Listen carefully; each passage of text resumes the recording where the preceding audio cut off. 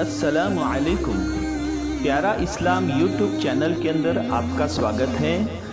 دین اسلام کی پیاری پیاری معلومات کو حاصل کرنے کے لیے ہماری چینل کو سبسکرائب کریں اور بیل آئیکن کو دبائیں۔ بسم اللہ الرحمن الرحیم۔ فضائل رمضان، شب قدر کا بیان۔ حضور اقدس صلی اللہ علیہ وسلم کا ارشاد ہے، شاید ہمارے لیے یہی بہتر ہو، نہایت عبرت اور غور کا مقام ہے۔ اللہ جل شانہ کی رحیم و کریم ذات بندے پر ہر وقت مہربان ہے۔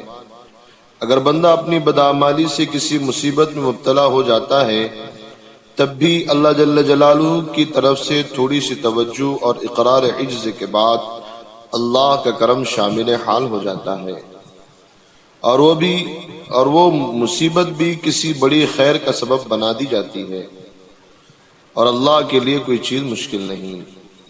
چنانچہ علماء نے اس کے اخفاء میں چند مسائل ارشاد فرمائے ہیں۔ اولی، اگر تعین باقی رہتی تو بہت سی کوتا طبع یعنی سست طبیعت والے ایسے ہوتے ہیں اور راتوں کے اہتمام بالکل ترک کر دیتے ہیں، اور اس صورت موجودہ میں اس احتمال پر کہ آج ہی شاید شب قدر ہو، متعدد راتوں میں عبادت کی توفیق طلب والوں کو نصیب ہو جاتی ہے۔ دوسری یہ کہ بہت سے لوگ ہیں کہ گناہوں کے بغیر ان سے رہا نہیں جاتا۔ اگر یہ رات تعین ہوتی، یعنی ایک ہی رات فکس ہو جاتی، کس صورت میں اگر باوجود معلوم ہونے کہ اس رات میں کوئی گناہ کی جرات کی جاتی تو سخت خطرہ تھا۔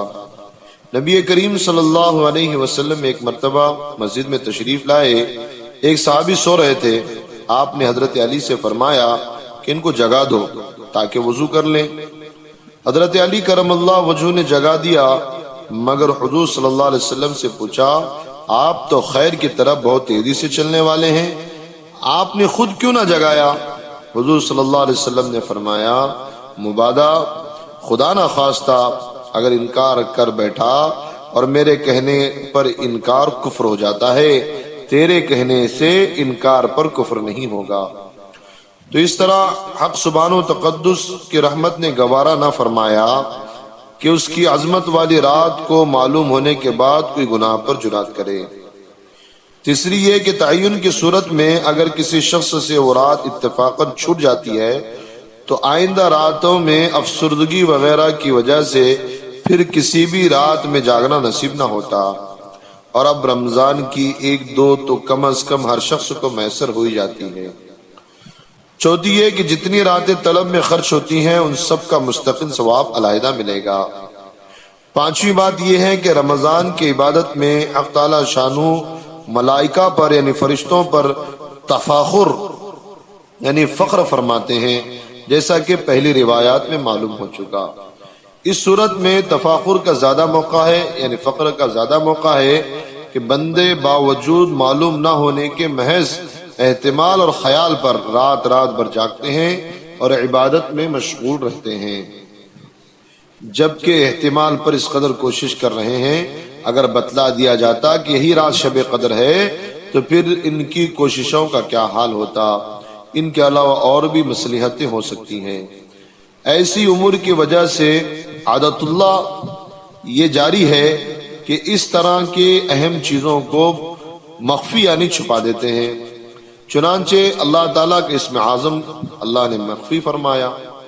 اسی طرح جمعہ کے دن ایک خاص مقبولیت دعا کا خاص وقت ہے، اس کو بھی اللہ نے مخفی یعنی چھپا دیا۔ ایسی بہت سی چیزیں اس میں شامل ہے۔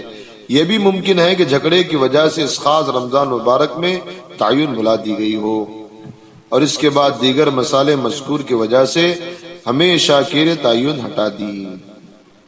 تیسری بات جو اس حدیث پاک میں وارد ہے وہ شب قدر کی تلاش کے لیے 3 راتیں ارشاد فرمائی، 9ویں، 7ویں، 5ویں۔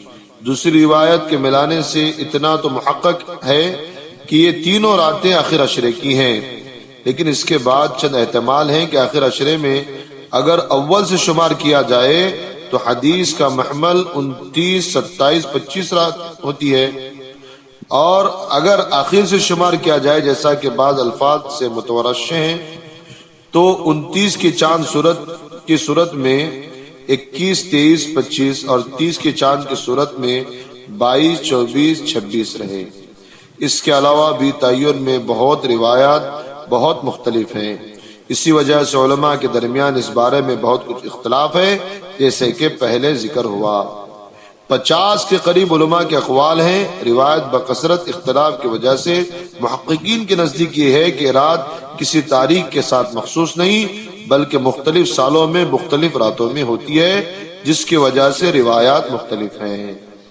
اللہ ہم سب کو عمل کی توفیق عطا فرمائے، آمین۔ سبحان اللہ بحمدہ، سبحانک اللہم بحمدک، ونشہد ان لا الہ الا انت، نستغفرک ونتوب الیک۔ سبحان ربک رب العزت عما یصفون، وسلام علی المرسلین، والحمد للہ۔ ہماری اس ویڈیو کو پوری طرح دیکھنے کے لیے آپ کا بہت بہت شکریہ۔ پیارے اسلام کی پیاری معلومات کو حاصل کرنے کے لیے ہمارے چینل کو سبسکرائب کریں اور بیل آئیکن کو دبائیں۔